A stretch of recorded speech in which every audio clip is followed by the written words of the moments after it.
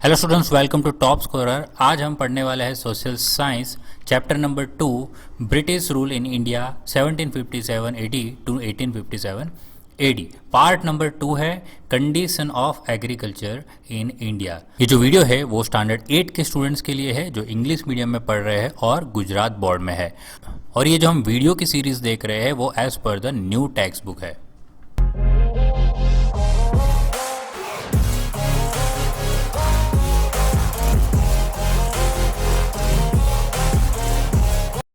चलिए एग्रीकल्चर की बात करते हैं बंगाल से। बंगाल में सिविल पावर मिलने के बाद ईस्ट इंडिया कंपनी इंडिया से वो चीज़ें बाय करती थी जिनकी यूरोप में ज़्यादा डिमांड थी। इसीलिए ही उन्होंने अपनी अथॉरिटी इंडिया के उन समय के सबसे प्रॉस्परस रीजन्स यानी कि बंगाल, बिहार और उड़ीसा पे एस्टैब्लिश की। कंपनी को इंडिया के एग्रीकल्चरल मार्केट पे अपनी मोनोपोली एस्टैब्लिश करनी थी। ये एग्रीकल्चरल प्रोडक्ट्स उन एसेंशियल आइटम्स में हुआ करते थे जिन्हें इंग्लैंड एक्सपोर्ट किया जाता था। इसीलिए ईस्ट इंडिया कंपनी ने एग्रीकल्चर को कॉमर्शियलाइज करना स्टार्ट कर दिया। एग्रीकल्चरल प्रोडक्ट्स में कॉटन, रोज सिल्क, ओपियम और पेपर को इंग्लैंड एक्सपोर्ट किया जाता था। चलिए अब वन बाय वन डिटेल में ये जान लेते हैं कि कंपनी के रूल में हमारे इंडिया के एग्रीकल्चर की क्या सिचुएशन थी। सबसे पहले बात करते हैं रोज सिल्क की। 18th सेंचुरी में रोज सिल्क इंग्लैंड में स्पेन और इटाली से आया करता था।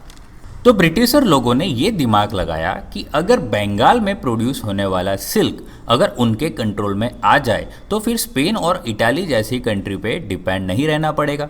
इसीलिए 19th सेंचुरी के एंड तक ईस्ट इंडिया कंपनी ने इंडिया के सिल्क एक्सपोर्ट पे अपना डोमिनेंस एस्टैब्लिश कर दिया। East India company silk export पे मोनोपोली एस्टैब्लिश करने में फार्मर्स को ऑप्रेस भी करते थे। अब बात करते हैं दूसरे सबसे इम्पोर्टेंट एग्रीकल्चरल आइटम की, जो है इंडिगो। इंडिगो एक ऐसा सब्सटेंस है जो कपड़ों को डाई करने के लिए यूज़ होता है। इंडिगो के प्लांट्स वार्म रीजन में ग्रो होता है। इंडिया के इंडिगो की यूरोप में बहुत ज़्यादा डिमांड थी क्योंकि ये इंडिगो क्लोथ पे ज़्यादा साइन होते थे और ये ब्राइटनेस कोई और कंट्री से मंगवाए गए इंडिगो में नहीं दिखती थी। इंडिगो को कॉटन के क्लोथ को डाई करने के लिए यूज़ करते थे। 1719 एडी तक यूरोपियन कंट्रीज इंडिगो को कैरेबियन कंट्री से इंपोर्ट करती थी, बट धीरे धीरे इन कंट्रीज में इंडिगो का प्रोडक्शन कम होने की वजह से इंडियन इंडिगो की डिमांड और भी ज़्यादा बढ़ गई। इसी के चलते ब्रिटिश ने उन टेरिटरीज में अपना सेटलमेंट स्टार्ट कर दिया जहाँ पे वो इंडिगो प्रोडक्शन को बढ़ा सके। इंडिया में इंडिगो प्रोडक्शन के दो सिस्टम थे, निज सिस्टम और रैयती सिस्टम। निज सिस्टम में इंडिगो प्रोड्यूसर्स खुद की ज़मीन, खुद के प्लग, खुद के ऑक्शन और खुद के अदर इम्प्लीमेंट्स यूज़ किया करते थे।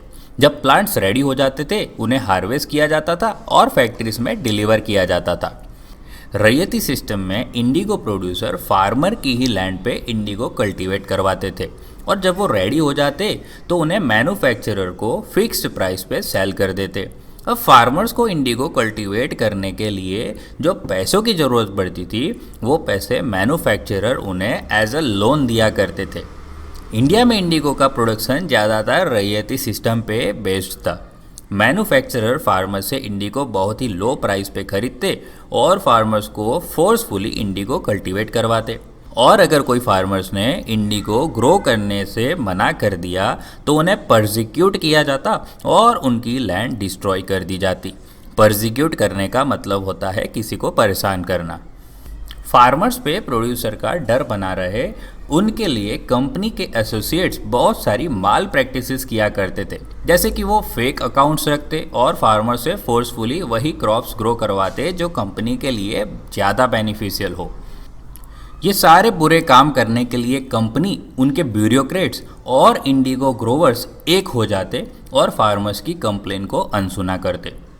इसी डिससेटिस्फैक्शन के चलते 1859 से 1860 एडी में इंडिगो राइट्स भी हुए। तीसरा एग्रीकल्चरल आइटम है कॉटन। जिस तरह ईस्ट इंडिया के लिए इंडिगो एक इम्पॉर्टेंट कैश क्रॉप्स हुआ करता था, उसी तरह कॉटन भी एक इम्पॉर्टेंट कैश क्रॉप्स यानी कि कॉमर्शियल क्रॉप हुआ करता था वेस्ट इंडिया के लिए। 1780 एडी में ईस्ट इंडिया कंपनी और उसको फेवर करने वाले जो मर्चेंट्स थे वो इंडिया और चाइना के कॉटन प्रोड्यूसिंग रीजन्स को कंट्रोल करते थे। कंपनी फार्मर्स को कॉटन मार्केट से लो प्राइस में सेल करने के लिए फोर्स करती थी और इस तरह फार्मर्स को कॉटन के सही दाम ना मिलने से वो बर्बाद हो गए।